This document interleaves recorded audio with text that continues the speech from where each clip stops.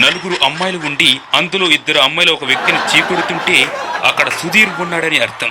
అదే నలుగురు అమ్మాయిలు కలిసి చీకొడితే అక్కడ ఉన్నది రామ్ ప్రసాద్ అని అర్థం.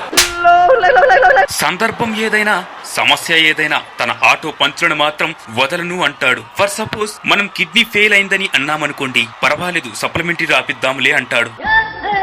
అదే టైం పాస్ అవ్వట్లేదురా అంటే దానికి ఎగ్జామ్ ఎవడు పెట్టమన్నాడు అంటాడు. ఏది ఏమైనా ఆటో పంచులు వేయటం తన ధ్యేయం అంటాడు. ఇప్పుడు అవన్నీ మానేసి ఒక సినిమాకి సంగీత దర్శకుడిగా మరో రంగం సిద్ధం చేశాడు. సినిమా అంటేనే కన్నుల పండగ, మరి ఆ సినిమాకి వీడి మ్యూజిక్ ఎందుకో దండగా. అతడు కష్టపడి పలికిస్తాడు రాగం, అదే మనకు తెచ్చి పెడుతుంది పెద్ద రోగం. అతని పాట ప్రభంజనం, అది వింటే ఉండరు జనం. ప్రతి పాటకి కావాలి శృతి లయలు అంటాడు. ఎందుకురా అంటే వాళ్ళే కదా నాకు ఎనర్జీ అంటాడు. ఏది ఏమైనా ఆటో రామ్ ప్రసాద్ ఇక ముందు కూడా ఇలాగే ఎక్కడున్నా ఇద్దరిని నవ్విస్తూ 8 మందిని ఏడిపిస్తూ ఆనందంగా ఉండాలని కోరుకుందాం. All the best to auto Ram Prasad.